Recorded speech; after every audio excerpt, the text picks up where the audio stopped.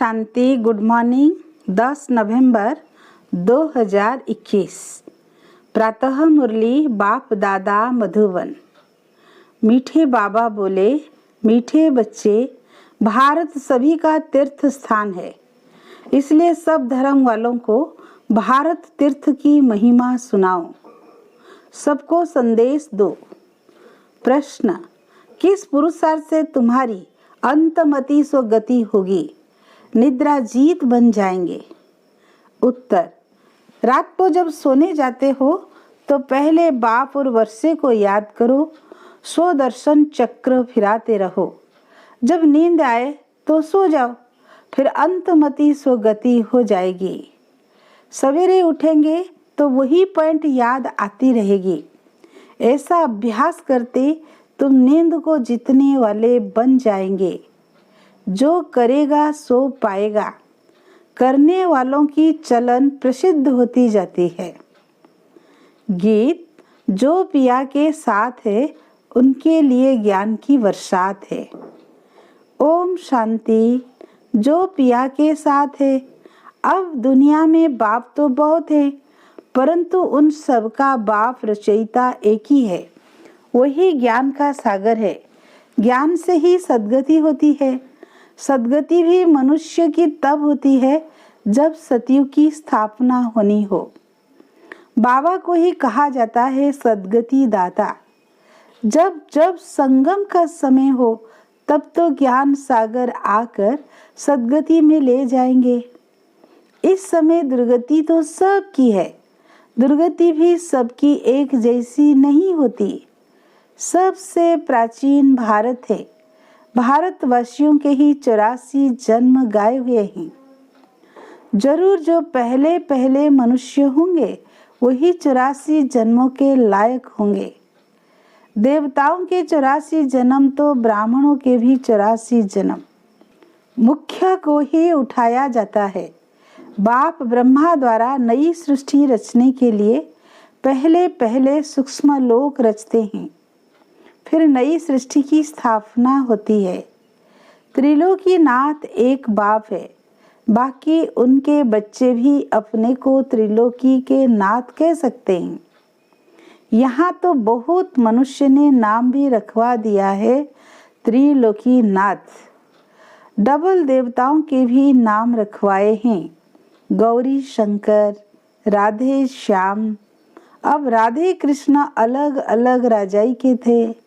जो अच्छे बच्चे हैं उनकी बुद्धि में बहुत अच्छी पॉइंट्स की धारणा रहती है।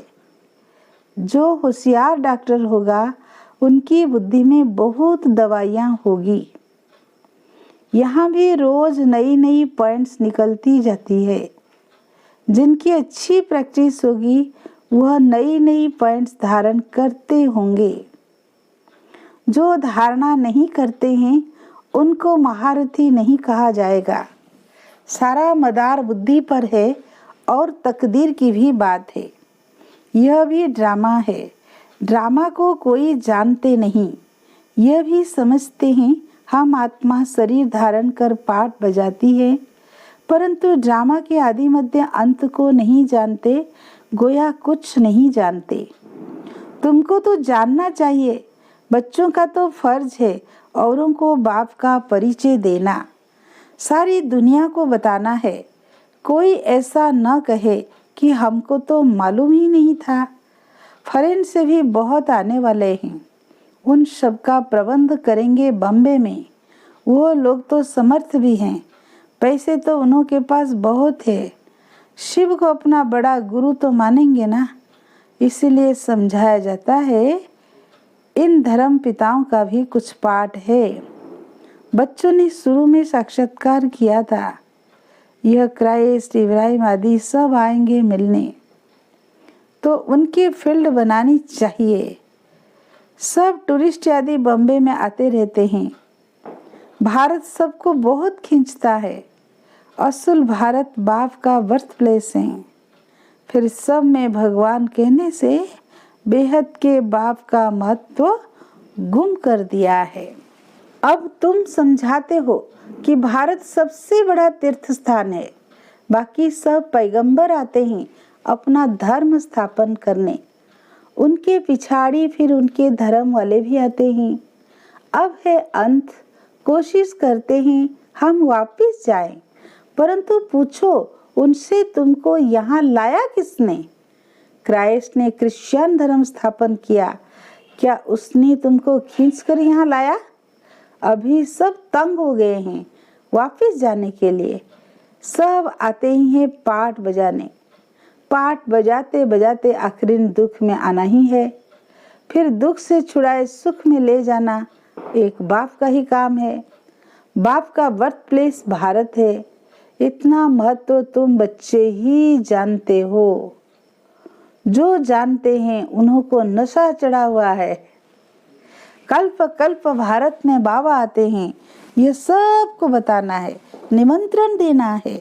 रचना की नॉलेज को कोई भी जानते नहीं, तो ऐसा सर्विसेबल बनकर अपना नाम वाला करना चाहिए। यह मेला सब तरफ जाएगा, तो जो तीखे बच्चे हैं उनकी मदद मांगते रहते हैं, उन्हों के नाम जपते रहते हैं। एक तो शिव बाबा को जपते हैं, दूसरा ब्रह्मा बाबा को, तीसरा फिर कुमार का गंगे मनोहर को जपेंगे। भक्ति मार्ग में हाथ में माला फेरते हैं, अब मुख से नाम जपते हैं। फलानी बहुत सर्विसेबल है, निरहंकारी है, मीठी है, देह अभिमान नहीं है। कहते हैं ना, घूर तो घुराए, स्नेह दो तो स्नेह मिलेगा। अब बाबा कहते हैं तुम दुखी बने हो, तुम मुझे याद करेंगे तो मैं भी मदद करूंगा। तुम नफरत करेंगे तो यह तो गोया अपने ऊपर नफरत करते हैं। पद नहीं मिलेगा। धन कितना अथाह मिलता है, किसको लॉटरी मिलती है तो कितना खुशी होती है। उनमें भी कितने इनाम आते हैं, फिर सेकंड प्राइज, थर्ड प्राइज भी होती है। यह भी ईश्वरीय रेस है, ज्ञान और योग की रेस है। जो उनमें तीखे जाएंगे वही गले का हार बनेंगे और तख्त पर नजदीक बैठेंगे। तुम सब हो कर्म योगी, अपने घर को भी संभालो।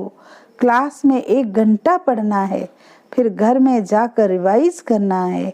स्कूल में भी रेस करते हैं ना, पढ़कर फिर घर में जाकर रिवाइज करते हैं।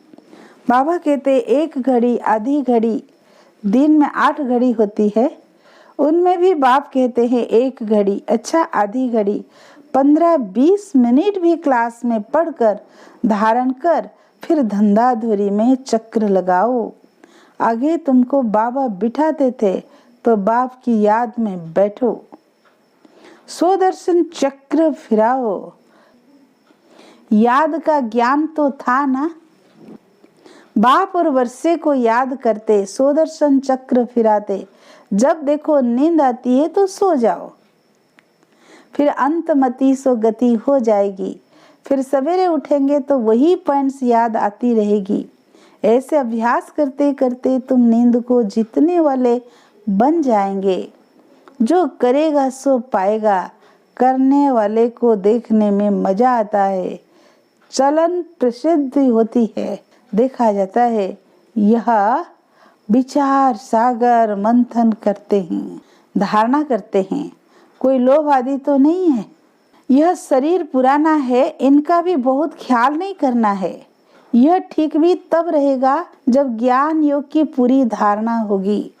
धारणा नहीं होगी तो शरीर और सड़ता जाएगा, सड़ते सड़ते बिल्कुल ही कब्र दाखिल हो जाएगा। नया शरीर फिर भविष्य में मिलना है, आत्मा को पवित्र बनाना है। यह तो पुराना मूत पलित शरीर है, इनको कितना भी पाउडर लगाओ तो भी वर्थ नॉट ए पेनी है। अब तुम सबकी सगाई शिव बाबा से हैं। जब शादी होती है तो उस दिन पुराने कपड़े पहनते हैं। अब इस शरीर का स्थूल श्रृंगार ज्यादा नहीं करना है। ज्ञान योग से अपने को सजाएंगे तो परियां बन जाएंगे। यह है ज्ञान मान सरोवर, इसमें ज्ञान की डुबकी मारते रहो तो तुम स्वर्ग की परियां बन जाएंगे। प्रजा को परी नहीं कहेंगे, कहते हैं कृष्ण ने भगाया फिर महारानी पटरानी बनाया। ऐसे तो नहीं कहेंगे भगाकर प्रजा में चंडाल बनाया। भगाया पटरानी बनाने के लिए, तुमको भी ऐसा पुरुषार्थ करना चाहिए। ऐसे नहीं जो मिला। यह है पाठशाला, यहाँ मुख्य है पढ़ाई। गीता पाठशाला बहुत बनाते हैं, बैठकर गीता सुनाते हैं, कंठ कराते हैं। कोई एक श्लोक उठाकर फिर उस पर विस्तार से बैठ समझाते हैं। कोई ऐसे ही पढ़ते हैं, कोई एक श्लोक पर आधा पौना घंटा भाषण करते। उनसे फायदा कुछ भी नहीं। यहाँ तो बाप बैठ पढ़ाते हैं, एम ऑब्जेक्ट क्लियर है। और कोई भी वेद शास्त्र पढ़ने में एम ऑब्जेक्ट नहीं है। पुरुषार्थ करते रहो, परंतु मिलेगा क्या? जब बहुत भक्ति करते हैं तब भगवान मिलता है। सो भी रात के बाद दिन जरूर होगा। कल्प की आयु कोई क्या बताते हैं। अब समझाने की भी ताकत चाहिए। योग बल से काम निकालना है। अगर नहीं कर सकते तो गोया ताकत नहीं है, योग नहीं है। बाबा भी मदद उन्हों को करते हैं जो योग युक्त बच्चे हैं। ड्रामा में जो है वो रिपीट होता है। सेकेंड सेकेंड जो फास्ट होता जाता है, टिक टिक होती जाती है। हम श्रीमत से एक्ट में आते हैं। श्रीमत पर नहीं चलेंगे तो श्रेष्ठ नहीं बनेंगे। नंबरवार तो है ना। यह लोग समझते हैं हम एक हो जाएं, पर अर्थ का पता ही नहीं। तो एक क्या हो जाएं? क्या एक फादर हो जाना चाहिए या एक ब्रदर्स हो जाना चाहिए? अगर ब्रदर्स कहते हो तो भी ठीक है। श्रीमत से बरोबर हम एक बन सकते हैं। तुम सब एक मत पर चलते हो। तुम्हारा बाप, टीचर, गुरु एक ही हैं। जो पूरा श्रीमत पर नहीं चलेंगे वो श्रेष्ठ नहीं बन सकेंगे। अगर एकदम नहीं चलेंगे तो खत्म हो जाएंगे। रेस में जो लायक होशियार होते हैं उनको ही रखते हैं। बड़ी रेस में अच्छे घोड़े निकालते हैं, क्योंकि लॉटरी भी बड़ी रखते हैं। यह भी हुमयान अश्व रेस है। हुसैन का भी घोड़ा दिखाते हैं। हिंसा दो प्रकार की होती है। नंबर 1 है काम कटारी, जो आधा कल्प से अपना भी खून, दूसरों का भी खून करते आए। इस हिंसा को कोई जानते ही नहीं। सन्यासी भी ऐसे नहीं समझते, सिर्फ वो कह देते हैं यह विकार है। बाबा तो कहते हैं बच्चे, यह काम महाशत्रु है, यह आदि मध्यांत दुख देने वाला है। यह भी सिद्ध कर बताना है कि हमारा प्रवृत्ति मार्ग है, राजयोग है, तुम्हारा हठयोग है।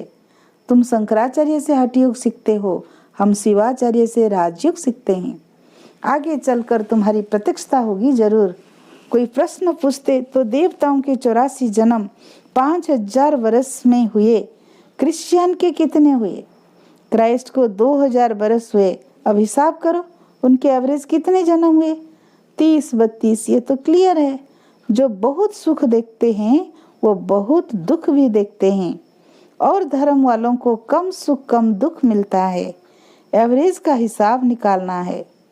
मुख्य जो प्रिसेप्टर्स हैं उनका जन्म निकालेंगे। पीछे जो आते हैं वो थोड़े थोड़े जन्म लेते हैं। बुद्ध का, इब्राहिम का भी हिसाब निकाल सकते हैं करके। 1-2 जन्म का फर्क पड़ेगा। एक्यूरेट तो नहीं बता सकते, अबाउट में समझाते हैं। ये सब बातें विचार सागर मंथन करने की है। कोई पूछे तो क्या समझाएं? फिर भी बोलो पहले बाप को याद करो, क्योंकि बाप से वर्षा लेना है। जन्म जितने लिए होंगे उतने ही लेंगे। बाप से वर्षा लो। अच्छी रीति समझाना है, मेहनत का काम है। बच्चे बम्बई में बहुत मेहनत कर रहे हैं, क्योंकि उनको बहुत सक्सेसफुल होना है। इसमें बुद्धि चाहिए। बाबा के धन से बहुत लाभ चाहिए। कोई तो धन नहीं लेते। अरे ज्ञान रत्नों लो और धारण करो, तो कहते हम क्या करें? हम समझते नहीं। नहीं समझते हो तो तुम्हारी भाभी। अच्छा, मीठे मीठे सिकी लधे बच्चों प्रति माता पिता बाप दादा का याद प्यार और गुड मॉर्निंग। रूहानी बाप की रूहानी बच्चों को नमस्ते।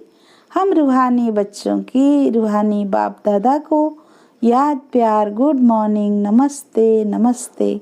शुक्रिया बाप दादा को, शुक्रिया शुक्रिया।